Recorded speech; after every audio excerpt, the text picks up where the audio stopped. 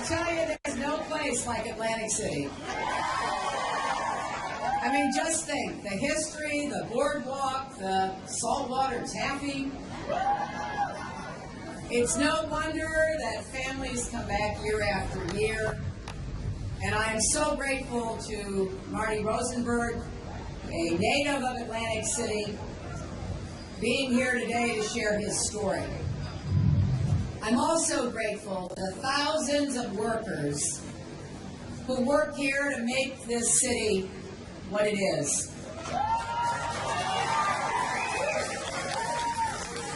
Atlantic City is more than a vacation spot. It's your livelihoods. It's how you support your families.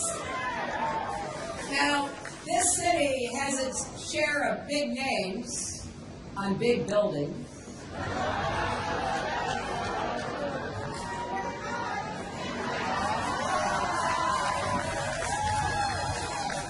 But you and I know it was built by small businesses and the people who work to make it happen here.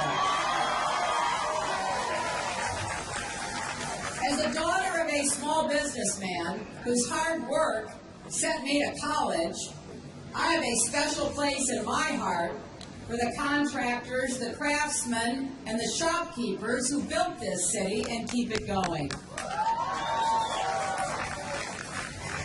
Now, it is no secret that Atlantic City has gone through some tough times. But the people of AC are determined to turn things around. You've got a city council and a mayor working hand in hand. And if your governor would start doing his job instead of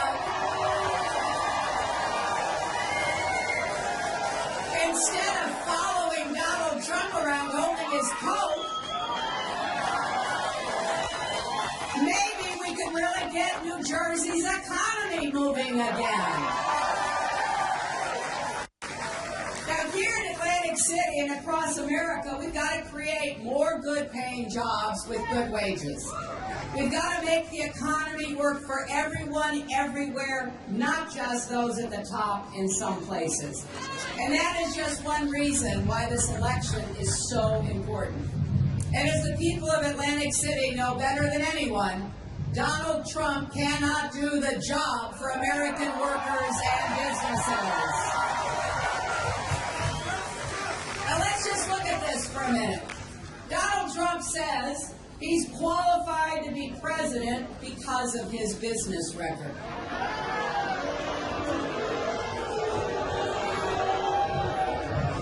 Now, 3 weeks ago, he said, and I quote, "I'm going to do for the country what I did for my business." Now, you know, when he says things like that, he's probably hoping nobody will check up on what he has said. Because what he did for his businesses and his workers is nothing to brag about. In fact, it's shameful. And every single voter in America needs to know about it, so we don't let him do to our country what he did to his businesses.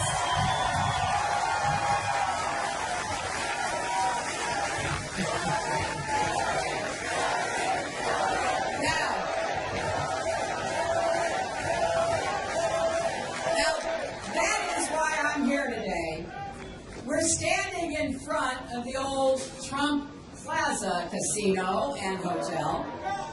Donald Trump once predicted it will be the biggest hit yet. Now it's abandoned. You can just make out the word Trump where it used to be written in flashy lights. He had the letters taken down a few years ago. But his presence remains. And not far from here is the old Trump Marina Hotel Casino. A few years ago, it was sold at a huge loss. Just down the boardwalk is the Trump Taj Mahal. Donald once called it the 8th wonder of the world. It filed for bankruptcy in 2009. Things got so bad, the new management canceled workers' health insurance and pensions. And now those workers are on strike, and we should all support them in getting a fair deal. Now ask yourself, according to the Donald, isn't he supposed to be some kind of amazing businessman? So it's fair to ask, since he is applying for a job, what in the world happened here? Now, his excuse for all this failure is that Atlantic City just went downhill, that it's not his fault. But don't believe it. His businesses were failing long before the rest of the town was struggling.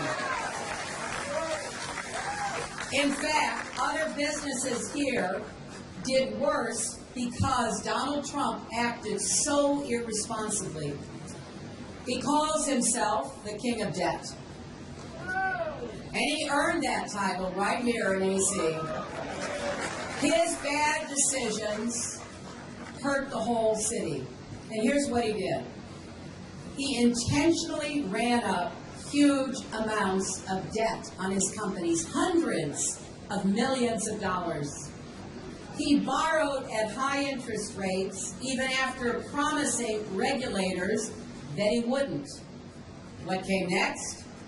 He defaulted on those loans, didn't pay them back, and in the end, he bankrupted his companies not once, not twice, but 4 times.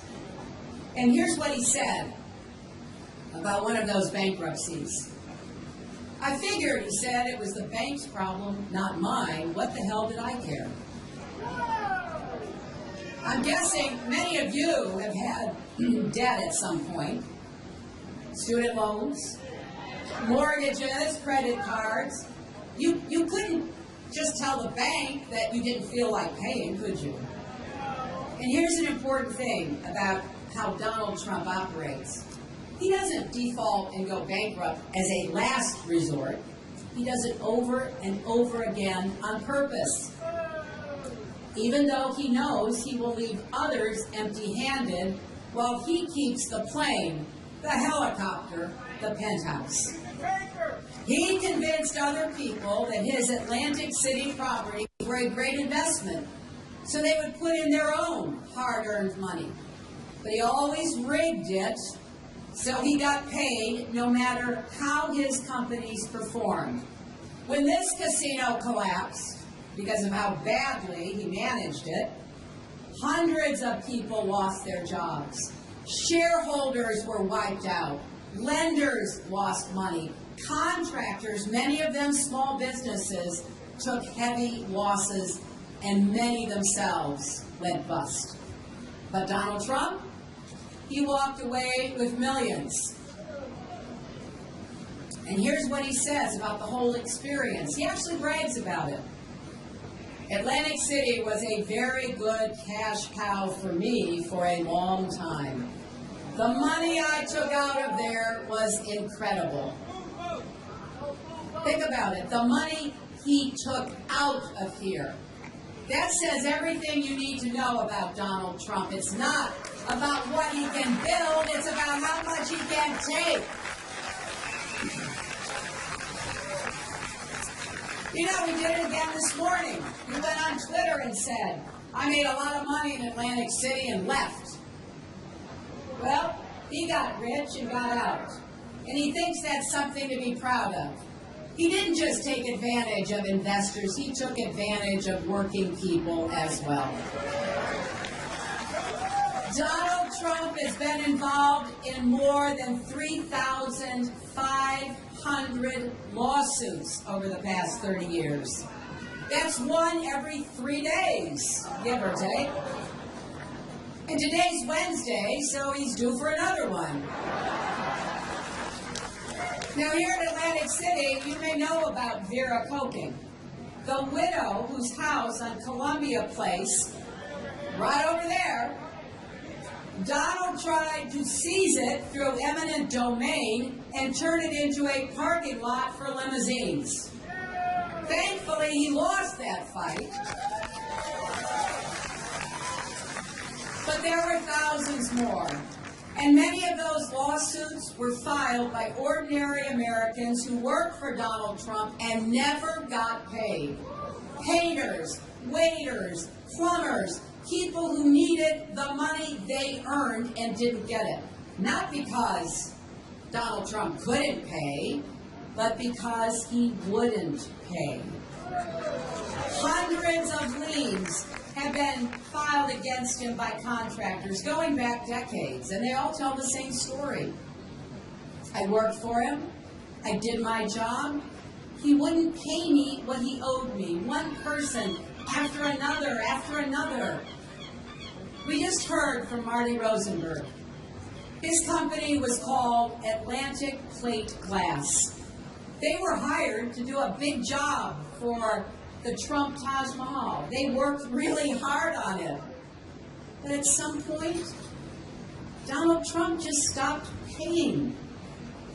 In the end, he owed Marty's company nearly $500,000 for the work they did under the agreement they made. Marty's business barely survived. He did the same thing to a kitchen equipment company, a cabinet maker, a music store owner. He owed $3.9 million to a company that supplied marble for his properties. That business had to shut down. And eventually the owner had to file for personal bankruptcy, the cost of doing business with Donald Trump. Now, Donald Trump doesn't think going bankrupt is a big deal, but it's devastating if you're someone who plays by the rules.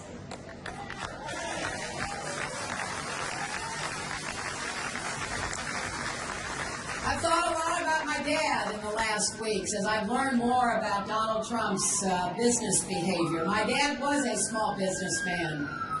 If his customers had done to him what Trump did to these companies, he wouldn't have made it either. So this is personal for me. And it's personal for a lot of people. It's not ancient history. If he's elected president, it's our future and the future of hardworking people across America. Because I want you to understand what he did here in Atlantic City is exactly what he will do if he wins in November. Step one, give a huge tax cut to millionaires like himself. Step two, add trillions to our national debt. Step three, he suggested we could just default on our national debt like he defaulted on his business debt. It is the same scam over and over again, and make no mistake, he's not asking for forgiveness. He's just hoping we forget. The people he's trying to convince to vote for him now are the same people he's been exploiting for years. Working people, small business people, trying to support their families. And you know, this seems to be his one move. He makes over-the-top promises and says if people trust him, put their faith in him, he'll deliver for them. He'll make them wildly successful. Then everything falls apart, people get hurt, and Donald gets paid. Remember that the next time you see him on TV talking about how America will win big if we elect him president. Those promises he's making at his rallies, they're the same promises he made to his customers at Trump University. Now they're suing him for fraud. They're the same promises he made about another scheme called Trump Institute. The New York Times reports that the lessons it sold for thousands of dollars apiece were plagiarized from somebody else. They're the same promises he made to his customers at Trump condos in Baja California. You should hear these people's stories. They handed over their savings, and their calls stopped getting answered. The condos were never built, and they never got their money back. The Newark Star-Ledger says he, and I quote, excels at ripping people off.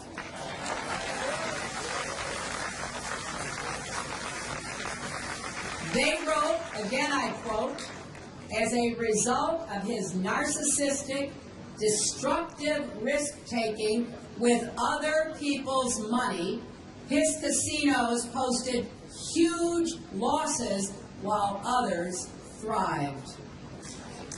And remember what he promised. I'm going to do for the country what I did for my business. Well, we should believe him and make sure he never has the chance to bankrupt America the way he bankrupted his businesses.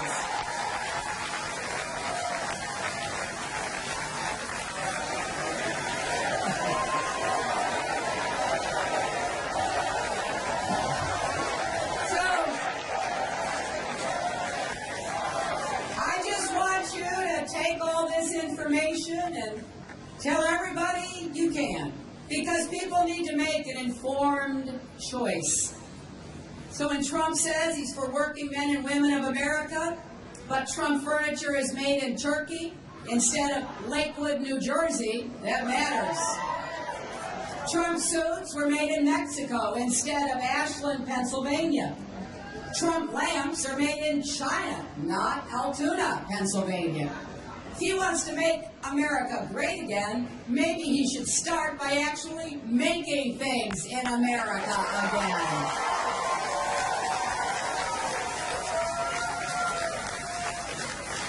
And that's not all.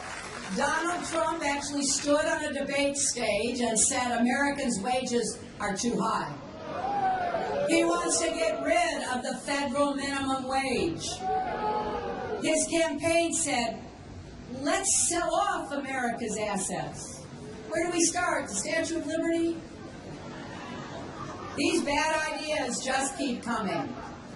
And he wants to wipe out the tough rules that we put on big banks after the financial crisis. He'd rig the economy for Wall Street all over again. So we shouldn't be surprised. Of course, he'd be for protecting a system where the rich and the powerful stick it to everybody else. He got rich playing by those rules, and he wants to keep it that way. He says he's a businessman, and this is what businessmen do. Well, as CNN has pointed out, no major company in America has filed Chapter 11 more often in the last 30 years than Trump's casinos. So no, this is not normal behavior. Now look, there are great companies in America. Men and women who care about their workers and the people they do business with and want to build something that lasts. They're decent, they're honest. Some might even make fine presidents. They would never dream of acting like Donald Trump. In America, we don't begrudge people being successful. That's part of the American dream. But we do if they get rich by destroying other people in the process. So let's just make sure we don't put a person like this with his empty promises and his lifetime of selfishness in a position to destroy our lives. And this isn't about Democrats versus Republicans. This goes far beyond that.